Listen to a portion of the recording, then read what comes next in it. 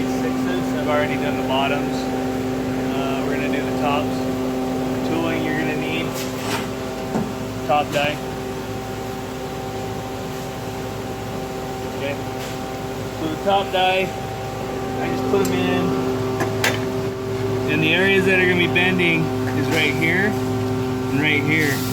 So I want those inside of a clamp. This center piece right here, it's not going to be doing any bending. It's not going to have any pressure. So we don't need to worry about it.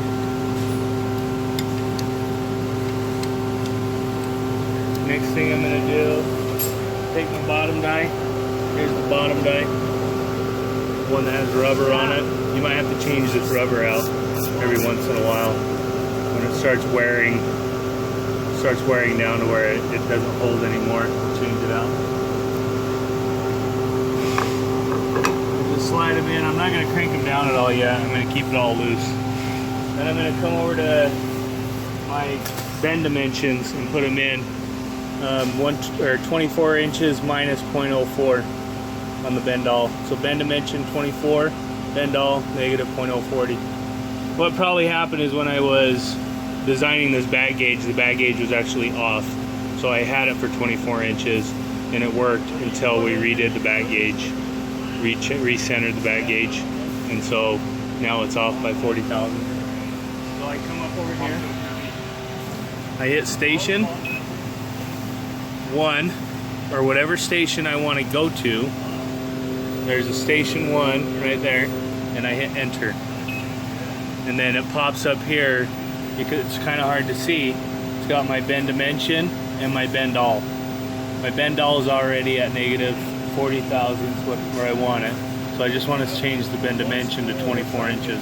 So I just type in 24.00, enter, run. Now, if there's no error down here and this isn't flashing, it moved to where it needed to go to. So now what I do is I look at, I gotta find the top piece. Sorry. A lot better than what I'm gonna do is look at how this is gonna go in to sit on the back gauge. It's gonna sit just like this. So with the Ferreus logo first, I'm just going to slide it in. Now I need to go back around to the back of the machine.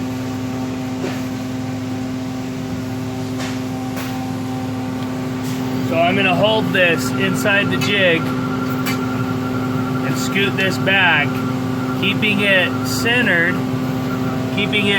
with my top dies on where it's going to be doing the bending, sliding it over wherever I need to, and then I'm going to clamp it down.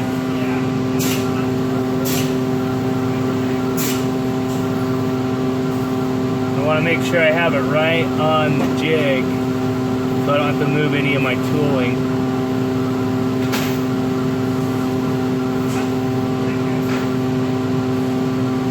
Once I get it where I want it, then I just clamp it down. Yeah, you might have to move your tooling a little bit. It might not get you in the exact spot. Stick this in the jig. I'm going to make sure that everything is hitting where I want it to.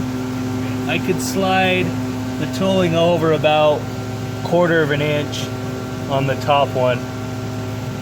So luckily, each one of these sections of top die is 1/4 of an inch. So I can just move it over another 1/4 of an inch. And I'll still have enough where this one's inside of a clamp and that one's inside of a clamp.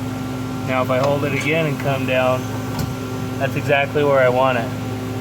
I want this padding centered in between this bottom part right here. So the padding on the top die, I want it centered in between this bottom piece that we're bending.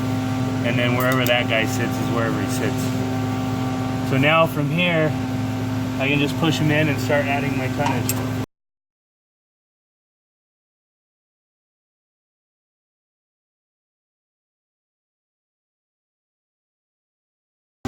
Once it hits tonnage, it'll start going fast.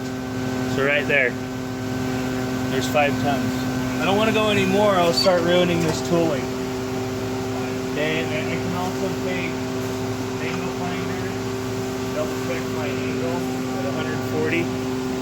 So I'll set this at 140 degrees.